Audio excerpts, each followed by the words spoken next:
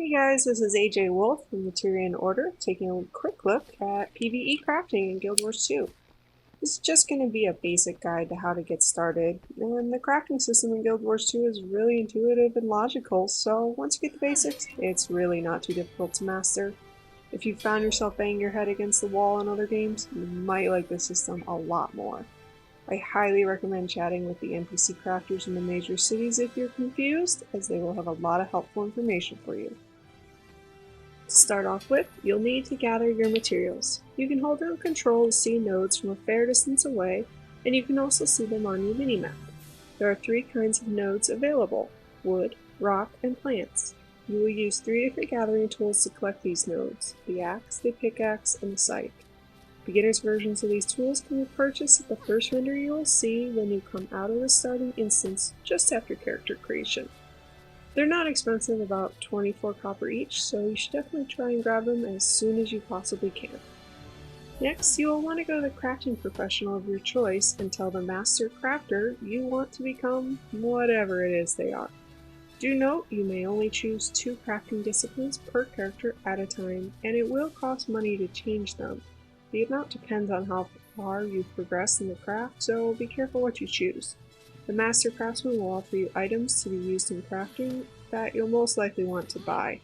The lowest level ones are the ones you'll need first, and they're the least expensive. I have seen these items, such as jute string and tin, drop in the PvE, but it seems to be really rare, or they might have taken it out at later betas. Once you are officially a crafter, go to the crafting station and open your crafting pane. In it you will see 4 tabs. The top 2 are crafting and the bottom 2 are bank tabs.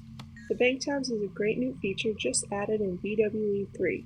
You'll want to go to the 4th tab, which is your collectibles tab, and take out any collectible that shows a green text that says your crafting profession. If it shows red, that means you're not yet high enough in level to use the material. Then go to your 2nd tab, which is your recipes tab, and go to refinement. Refine everything you can. Take a look at the video and look at my experience down at the bottom of the screen. As I start to refine materials, you're going to see that I gain a lot of experience just from some basic crafting and refining. It's important to remember that if you ever are needing a little bit of extra experience to unlock a new skill point or a new trait, crafting is a really quick and easy way to give yourself that needed boost. The only thing to be careful of here is weapons crafters can refine wood in 2 ways: wood planks and wood dowels. Planks make dowels, but not all weapons require the dowels. So make all your planks, but only make whatever dowels you need. They are not considered collectibles and take up storage space, as well as using up valuable wood. Next, you'll want to look at the recipes. Say you want to make shoes. Look and see what is required to make shoes and craft those pieces. In armor, it's an outer piece and a lining. In weapons, it's usually a body and a handle. Now you could just make the recipe, but we definitely want more XP than that, so we're going to want to discover a new recipe. Go to the insignia section and create one. You'll have several options, and don't worry, you'll unlock a lot more. Then go to the very top tab of your crafting screen. Now drag the 2 pieces that make up your item and the insignia into the window, and you've discovered a new recipe. It's that easy. This is the basic principle behind crafting. Remember, there will be many different insignia, so you can make the same pair of shoes 3 times with 3 different insignias and unlock 3 recipes, giving you a major XP bonus. Then, just sell them on the trading post, salvage them for more mats, or stick them in the Mystic Forge if you don't need them. Now in the background, you're going to be seeing some more crafting as well as some higher level crafting, but if you watch, even though the items are a higher level, the same basic principles still apply. Look at the recipe, make the pieces, and take them to the discovery pane to be combined with something else to make a new item. Gain XP. Easy! Some things to note really quickly. Number 1, crafting is a money sink, at least a little bit. If you only craft as much as you have mats for, it will actually save you a lot of gold over purchasing items from armor and weapon crafters. But if you're like me and you want to level your crafting quickly, you're going to have to sink a lot of silver into the trading post to get enough mats. You also may want to pick up a crafting booster before doing a marathon of crafting, as it really does help your XP.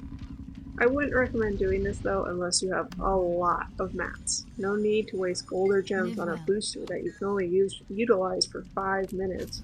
It lasts an hour, so there's no need to rush. Number 2. Different nodes have different levels and will require better and more expensive tools to farm them. This requires the character to meet minimum level requirements. Nodes generally level up based on the zone, so if you are in a zone that's far above your current level, you may not be able to farm any of the materials. Also, many of the nodes in WVW will not be accessible to your character until after level 30. If you hover over the gathering tools, you will see what materials they can gather, and if your tools are too low level, you will receive damaged items from the nodes. So keep an eye on your equipment and the items you're collecting. It really sucks getting to town and realizing the silver you died 3 times to collect is ruined. Number 3. Cooking is the most difficult and most expensive crafting discipline. Do not take it on unless you enjoy heartache and being broke. You will craft a ton of ingredients that will fill your bank because they aren't considered collectibles and the recipes are difficult to come by. It's very difficult to level and very expensive as many ingredients must be purchased with gold or karma. I personally love it because it's so challenging with so many different recipes and materials, but for beginner crafters, it's tough. Don't underestimate it. Number 4. You may want to work within your guild to designate certain people to crafting. Not everybody enjoys crafting, and some people like me love it. Armor crafters can craft large bags right away, and these could be a real boon to your guild members. It also may save guildies a lot of hassle and money when it comes to finding armor and weapons as they're progressing through the game. A good crafter will usually have sets of armor 5 to 10 levels above what they currently require, so if your friends are all leveling together, the crafter in the group should have no problem meeting everyone's needs. However, if you decide to do this, you'll want to establish a system so your crafters don't fork out tons of silver to outfit your guild. The whole guild should supply them with mats and maybe even gold if this is your plan. Be kind to your craftsmen. And that's it! Crafting does take a lot of time and a lot of patience to get good at.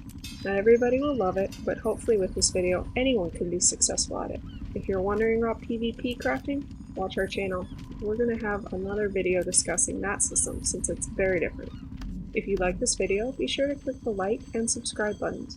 We'll have loads more footage and more in-depth guides to crafting once the game launches. Thanks for watching!